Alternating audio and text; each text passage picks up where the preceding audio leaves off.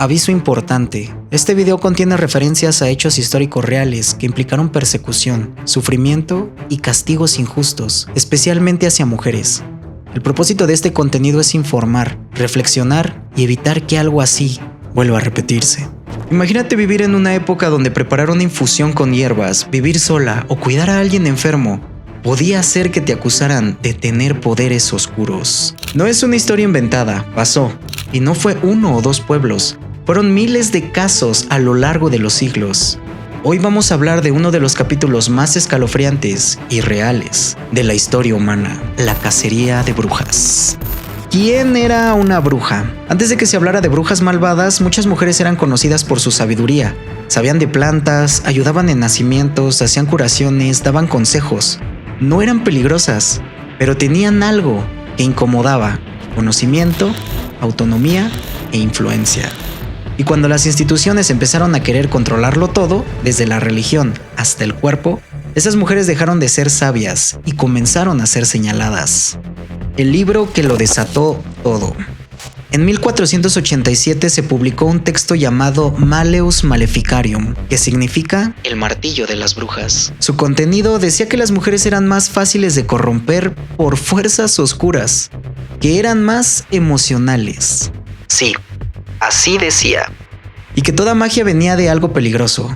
Lo peor es que no era solo teoría. El libro explicaba cómo identificar, interrogar y castigar a una bruja, y se difundió por toda Europa, como si fuera un manual oficial. Fue el principio de una paranoia colectiva, pero muy organizada. ¿Qué te hacía sospechosa o sospechoso o sospechose? En serio, escucha esto. Para que te acusaran no necesitabas hacer hechizos. Bastaba con tener un gato negro, ser viuda, no tener hijos, vivir sola o simplemente que a alguien no le cayeras bien. Si a tu vecino se le moría el ganado, eras tú. Si alguien tenía fiebre, eras tú. Si soñabas raro, también eras tú. Literalmente, ser diferente era suficiente para ser culpable. Los juicios más absurdos de la historia. ¿Cómo probaban que alguien era una bruja? Escucha esto. Te amarraban y te lanzaban al agua. Si flotabas, era porque la naturaleza te rechazaba. Si te hundías, eras inocente, pero pues prácticamente ya te habías ahogado. Te hacían revisiones físicas buscando marcas del mal, que muchas veces eran lunares, cicatrices o manchas de nacimiento. Y si no confesabas nada, decían que estabas poseída y aplicaban métodos cada vez más extremos para hacerte hablar. Y lo más macabro, si confesabas, tenías que decir los nombres de otras personas.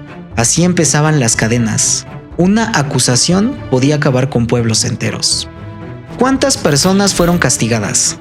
Se estima que entre 40,000 y 60,000 personas fueron condenadas entre los siglos XV y XVIII. El 80% eran mujeres, la mayoría ancianas, sin familia, pobres o que vivían al margen del sistema. Algunos juicios llegaron a destruir comunidades enteras, y todo esto con respaldo legal, religioso y político. Y te preguntarás, ¿cómo se detuvo toda esta locura? Afortunadamente todo empezó a cambiar gracias a la Ilustración, el pensamiento científico y personas que se atrevieron a decir, esto no tiene sentido. Se empezaron a exigir pruebas reales, se prohibieron los interrogatorios extremos y poco a poco las leyes se reformaron. En Inglaterra, en 1736 dejaron de castigar la brujería como crimen. La cacería se fue apagando, pero el daño ya estaba hecho. ¿Actualmente desapareció la figura de la bruja?